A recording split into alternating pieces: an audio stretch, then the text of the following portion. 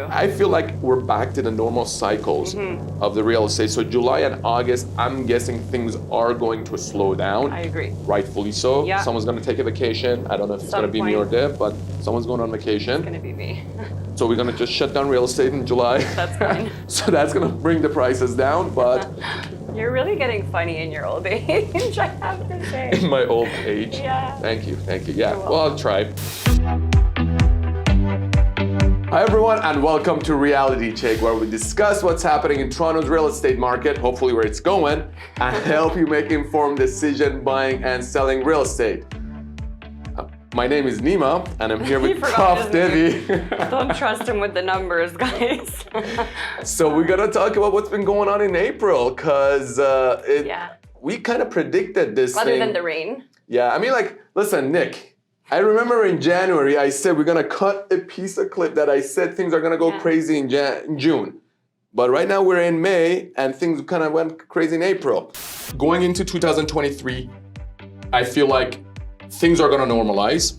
As soon as people realize there are no more interest rate hikes, people are gonna come out the woodworks. And that's gonna be a scary time if you thought the last 2 years was active. Guys, strap in. I feel like what's gonna happen in the next few months could be the same as what happened during the 2 or 3 months of COVID, that people held back, didn't purchase, and then they crushed the doors and they came in and they started buying. Another thing to also watch out for is as soon as the interest rates come down, I feel like there's gonna be a frenzy. We saw that coming towards the end of January. Market has started to pick up.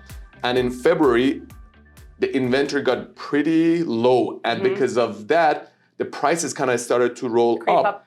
And as we are going through the spring market, things are heating up. And that's, again, due to the lack of inventory. And we're gonna go talk about the months of inventory during the month of April and how in each region that has shrunk. I'm feeling like we're back in 2021. What about Literally, you? Literally, like 2020, at the beginning of 2020, January, February of 2022, that's the it was crazy. Which I feel. Yeah, because if a good product comes on the market, regardless of what it is, because right now even the condos are moving, which they weren't moving a few months ago, people are rushing to get it. And you think it's because of the pricing? It is because of the pricing. Yeah, and the rents? Well, rents have gone crazy. I mean, like the average rent, it was on the Globe, that the average rent is right now over $3,000. It's probably in motivating. May we're looking at $4,000, but again, who knows? Buck as an investor.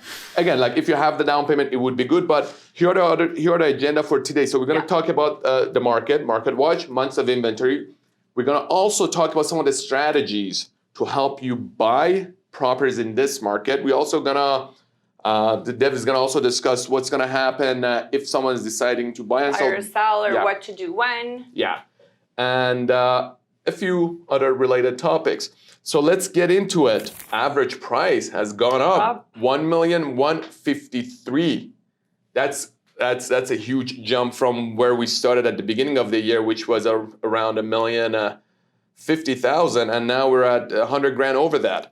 The active listings are still hovering pretty low, around 10,373. Number of sales is 7,500. And that leads us to the months of inventory of 1.38. We almost went over 3, but I knew we were going to cross 3. Now we're back to just over 1 month.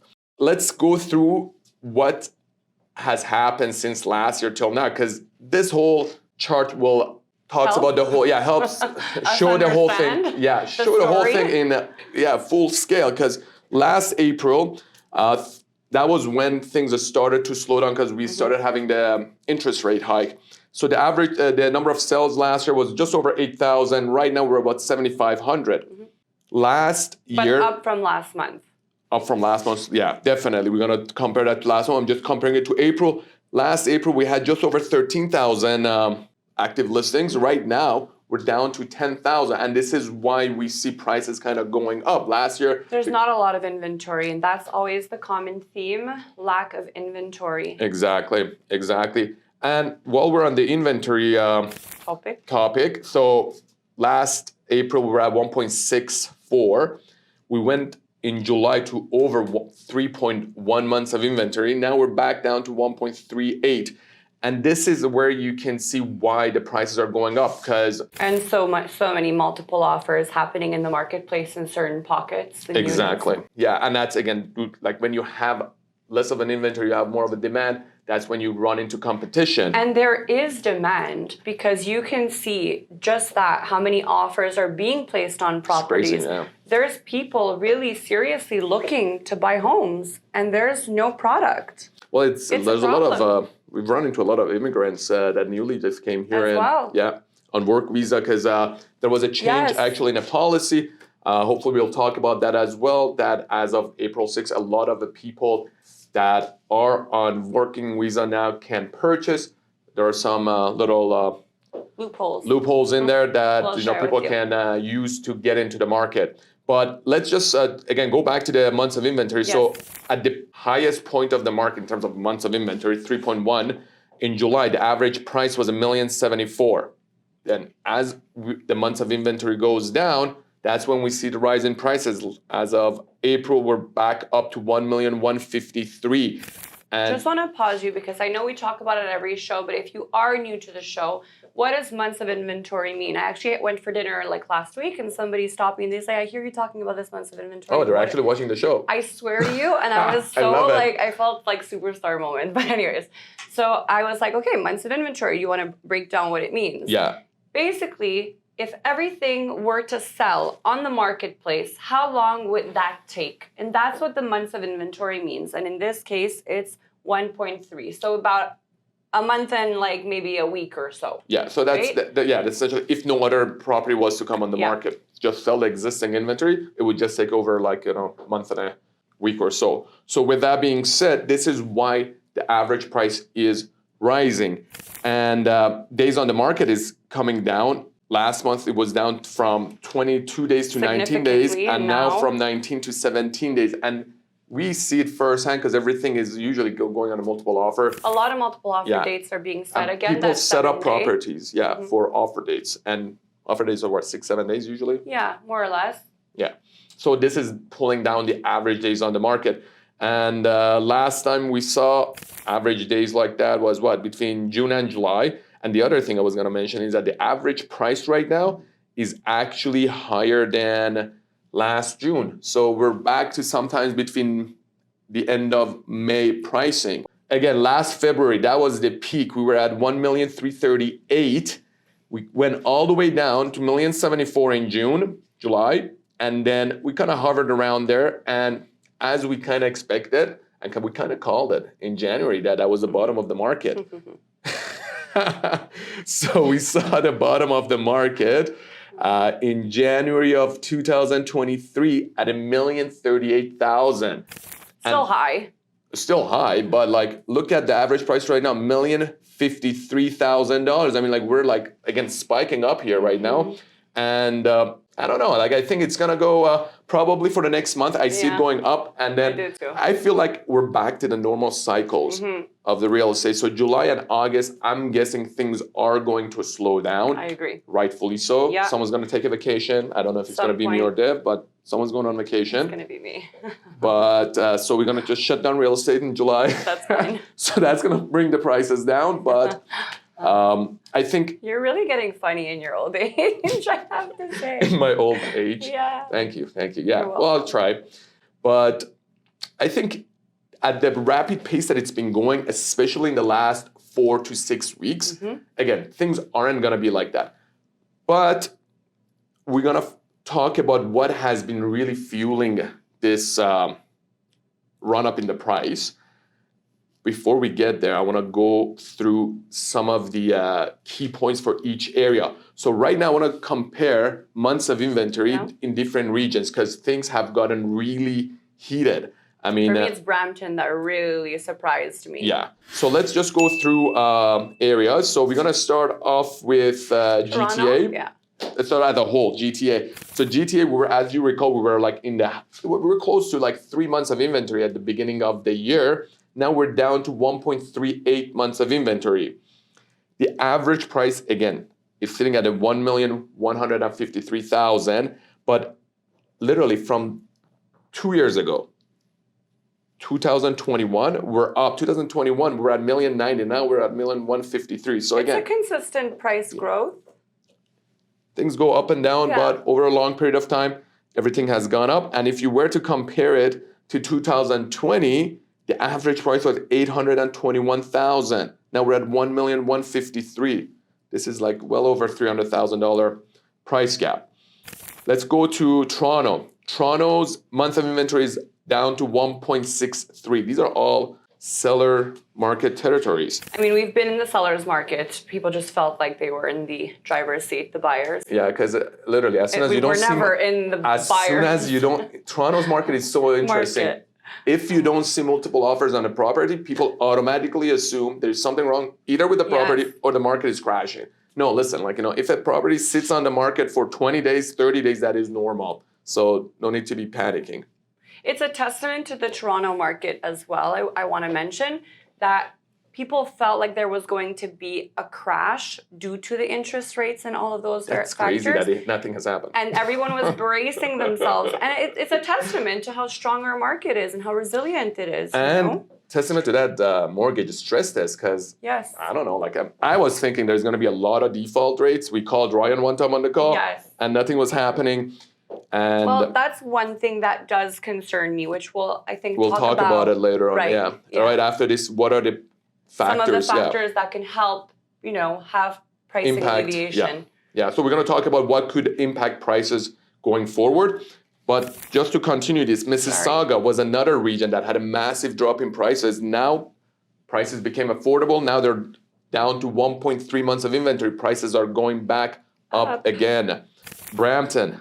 Less than 1 month of inventory. Brampton was another region that had, like, when the prices were going crazy back in February of 2022, they had, I think, just over 30% price increase. And when it dropped down, it had another 35% price drop. But things got normal. Other than inventory, what do you think is driving the Brampton market? Because we can see, obviously, there's not much for sale. The 413 highway? Yeah. Really? I really do think so. Because I think a lot of people that are in the transportation industry are moving towards there. And what a better time to get in than, before things get even crazier, which is like happened now. Wow, I'm actually excited the fact that I actually remembered 413 was still happening. It is. No, it is, happening. And while we're on that topic, these kind of infrastructures are what fueling certain areas. Like another one that is really, I think, gonna make a certain area boom is the bypass between 400 and 404 bypass that goes just north of Bradford. So Bradford kind of went through a huge boom because of the news of that bypass, which apparently is gonna start. They've already started construction. When the government is starting to inject money in certain locations and, having a lot of transportation growth, that's when that's good pockets to start investing in. And I mean, Hamilton, for example, lots happening in downtown Hamilton right now. Hamilton is another area that's me on my watch list. Yeah, that's one area that if anyone is looking to invest, I think that would be a place to do it. The pricing is really great to get into, right? Yeah. Sorry, I know we're really going No, I think like that's here, that's again, like you gotta, if you're investing, if this is not somewhere you're gonna be living, you're gonna look at the numbers, you gotta look at the next best thing. I mean, it's always good to buy a property in beaches, but like if you can't afford it, where are you gonna go? You gotta see where the next hot pocket is going to be. Because if you're buying anywhere, let's say in Toronto, you're gonna go up with the average price growth. But if you want to buy somewhere and kind of outperform the market, you got to look ahead and see what is happening in each region, whether there's a amenity coming to that area, if there's an infrastructure transportation. Yeah, and these are the type of things. For example, Hamilton, they're going to have the LRT happening there. You have the the airport is there. You got the GO train there. You got the school there, and there are new condo developments that are happening there. So these are all the factors that are going to help you. Signs that that's the next destination. Exactly. The other thing to look at is the price growth since January till now. So January, again, funny thing is it kind of fell to the bottom of the market so far. It's been the lowest point of the market, I would say, in the last 12 months. So with that being said, in GTA, the average prices year to date have gone up 11%, over $110,000. Toronto, average prices have gone up by 13% over the last 4 months. That's crazy. It's like over 3% a month. York region. For me, it's not even the percent when I break it down, say, to clients. It's when I break it down in dollar value that people really grasp it. That's per what it month, is. that's when you're like, wait a second. Is that? So you're telling me that if I wait one more month, I'm spending at least $40,000 or $30,000 more. $35,000 more. You know? Yeah. And so that becomes real to people. Yeah, that's actually a good way to look at it. Yeah, because in Toronto right now, 13%, just over, about 33,000 a month price growth on average. All about making my clients save $1. Yeah. No, that's a way to look at it. And right now we're seeing it like week over week prices are going up because one thing that sells sets the price for the next one. And that was the problem we had back in 2022. That was the problem we had again back in 2017. You can't really, because there's no inventory, people are like, get FOMO. And they're like, you know what, let's just get it before we're homeless. But let's just go at it properly. York region went up by 7%. Crazy area. Mississauga. Right now, Mississauga is on fire. 17%. So we're talking about, that's crazy. Fire. That's crazy. Yeah, just like we just got 25 offers on our property, which no wonder. Surprised me. Yeah, I mean, Mississauga, the average price in January was $920,000. Right now, we're sitting at $1,076,000. That's $155,000 in 4 months. I think in Mississauga, the detached market in the last 4 months has gone up easily by 200,000, if not more. Durham region, we had about 8% growth. That's about almost 70,000. And Oakville, that was the area we were telling everyone to watch out for. I think like that ship has sailed right now, or sailing. It's still sailing. It's still sailing because we had over 3 months of inventory. We were hitting actually like it was over 3.5 months of inventory. And that's when you want to be buying because you got more options, less of a demand. Right now, we're down to just about 1.5 months of inventory. And the prices have gone up so much. Oakville's always a pretty actually strong. Exactly $200,000. The average price was sitting in January at $1,381,000. Yeah. Now we're at $1,580,000, $199,000 price growth.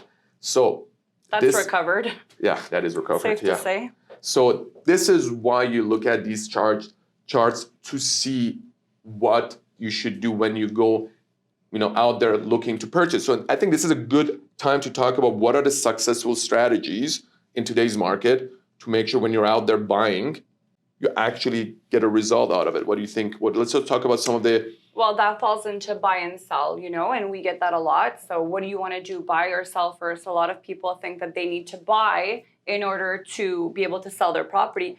And the answer is really, it depends. It depends where you are. It depends what you're selling. And it depends where you're going, and it depends what you're buying, right? And then your financial thresholds to withhold, withhold? No, carry both properties. Yeah, carry both properties. Yeah, no, that is exactly the point. Yeah. If you are picky about what you're going to be purchasing, which everyone is, right, we all but again, you never find your perfect property. You need to first see if you were to buy first. Mm-hmm. And it takes you longer to sell yours, or there's going to be a period of time that you're going to have to overlap, carry both properties. First, are you able to come up with the down payment for your purchase? Yeah. And if you do, are you able to carry both properties for a few months that they overlap? Yeah. And three, would they even approve you to do that? Because a lot of lenders would approve you pending the sale of your property. So if your property hasn't been sold, they may not even give you the mortgage. So how much equity you have in your property as well? Yeah, exactly. So you can bring the down payment. So this is why you need to talk to your realtor, talk to your mortgage broker to see. And as a team, collectively decide what you should do. A lot of people also want the confidence of knowing, just peace of mind, what they can sell their home for. And so now they know what they're bringing into the next property. I'm always for selling the property. Right? Yeah, always, you should sell first and then purchase. Yeah, so you know how much you can afford. But again, what are the strategies if you're out there looking to purchase properties? Because this is something everyone's going to resonate with, especially if you're buying right now in this market. So let's talk about what strategies would be useful for successfully purchasing a property in this market. So with that being said, first one, you got to be pre-approved. I mean, if you are not pre-approved, there is no point to even look at properties because first, you don't know what you can afford. Two, you don't know your monthly payment. Are you going to be comfortable with your monthly payment? And again, like the rates are fluctuating. You should get pre-approved, maybe lock down a rate so at least you know, okay, this is the rate. If it goes up, you know, you've got to fix. You can at least count on this payment structure for the next 1 year, 3 year, 5 year, whatever it is. Also, you're not looking, in the same topic, you're not looking for things that are unattainable to you. You know, nothing's going to look as good as the last house that you couldn't afford. So you definitely don't want to do that. The second thing to do is to research the properties and areas you're interested in. And why? Exactly. Do you want to be close to work? Do you want to be close to, you know, your kid's school? What's the driving factor? And that is determined with your budget. So we usually ask our clients to get pre-approved. Now we know the budget. We tell them these are the areas, these are the product types you can purchase at this time because the prices fluctuate. So with that information, they can see, okay, you know what? If I'm looking to purchase in this area, maybe I cannot afford to do a detached. Maybe I should look at a semi, townhouse, or something else. Or if I want a detached, then I got to go to this other area because these are better deals. I have a better chance of getting something in that pocket. And that leads back to what we tell clients all the time, you know, what's more important to you? And if you can't afford here, are you going to increase your budget? Otherwise, we need to go look elsewhere because there's other great options. Because the last thing you want to do is to look in a pocket or a product type that you can barely afford. And in this market, things... Be chasing it. Yeah. Prices are going up pretty quickly and you're going to be chasing and you are going to get priced out of that area. Then, you know, the other area that you were looking to... Yeah, you want to always be one step ahead of the market so that... You're in a position of power, right? So that you don't get burnt out and you can quickly make a decision. So that's the second thing. The third thing out there is their competition is high. This is why we see low months of inventory. And because of that, you need to make sure to position yourself, position your offer in a way that stands out. And to do that, you need to make sure you have a firm offer. And how do you do that? First, get pre-approved. Make sure the offer that's going in, if it gets accepted, you are going to get your financing. Second, if you want to do any due diligence like inspection, do it ahead of time. Status certificate. A status certificate, review it ahead of time. So when you go into the offer presentation date, you're prepared and you have a firm offer so that it stands out. Because put yourself in the seller's shoes. You got 5 offers and your offer is pretty good right now, let's just say. With the price. Yeah, with the price, neck to neck with someone else. And they have no offer, no condition. Yeah, and they got their bank draft in their hand, and that's another point. Which for me is the key, the bank draft in hand. This is going to be a done deal for the seller. Why would they want to go with an offer that's got conditions for 3 days that may get canceled, or a person that doesn't have their bank draft? Because you know, once you walk out of there, if you don't want to bring the bank draft, they have to chase you for that, and that becomes a whole new issue in itself. So these are some of the strategies you can use to make sure you land the property you're looking for. Anything that I've missed? Get a good realtor. That is another one. I mean, realistically, we get calls from people wanting us to represent them, thinking on an offer day they can get a better deal. First of all, at least we don't operate like that. I don't love representing those parties, by the way. Yeah, it's not going to be clean anyways. But the whole thing is that we cannot tell other people the content of other person's offer. So with that being said, you got to... For now. Well, for now, they're going to maybe open the blind bidding. Well, soon. It's going to be based on the seller's decision. Decision, but which is not in effect yet. Yeah. One little last key that I want to say: don't be going in with a lowball offer, and meanwhile there's 20 offers on the property, because all you're doing is driving the price up for yourself in that pocket when this thing sells for top dollar. Yeah. So just be mindful of that. You know, and don't be frustrated. Go in with a plan. That's all I want to leave you with. And that's exactly tying it back to the researching the area, because you got to know what the area is bearing in terms of price. So did I forget anything?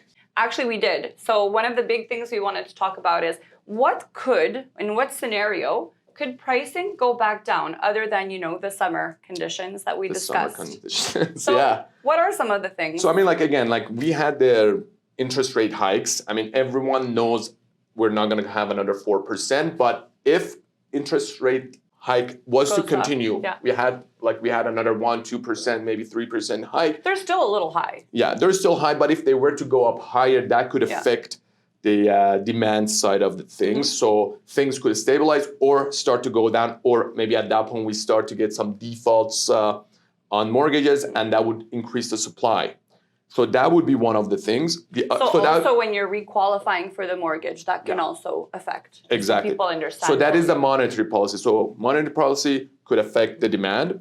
Also, the other factor would be the immigration policy. Right now, we have a lot of immigrants. I mean, we've seen it firsthand on a lot of our properties. We have new immigrants on working visa, and people that just got their PR. People that just want to come here too, right? And this is creating a lot of demand.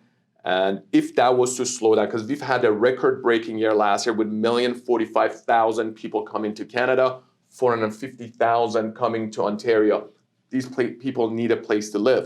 So that is the demand side. So if that was to somehow just stop, that would definitely affect the market. So, and then what are the other things? Well, listen, I think that if we can really outbuild everything, so if we're starting to build at a speed of light and we end up having some inventory for all of these people, then that could be something which is that pretty could unlikely, because I think, we already can't. And I mean, they got to get a lot of skilled workers to start constructing these homes. And then another unforeseen event, like we had COVID, which just jolted everything. Yeah. I'm pretty sure if you get COVID again, the global pandemic, no one's going to be stopped. No one's going to stop the demand, but something else maybe. One of those things. Or I mean, what we've been seeing right now with the banks in the US. I mean, we just had First Republic get bought out. So if that was to get continued and kind of get dragged into Canada, so that could affect a lot of things. But as of now, things are pretty stable. So these 4 factors, so the monetary policy, the immigration policy, unforeseen events, and speed of construction was to go up. These things could kind of either flatten the line of prices or kind of bring the average prices down. So with that being said, I hope everyone enjoyed the episode. Be sure to subscribe. And if you know anyone that would benefit from this, anyone's in the market buying, share this with them and click that like button. Have a great day, and we'll see you next time. Bye, guys.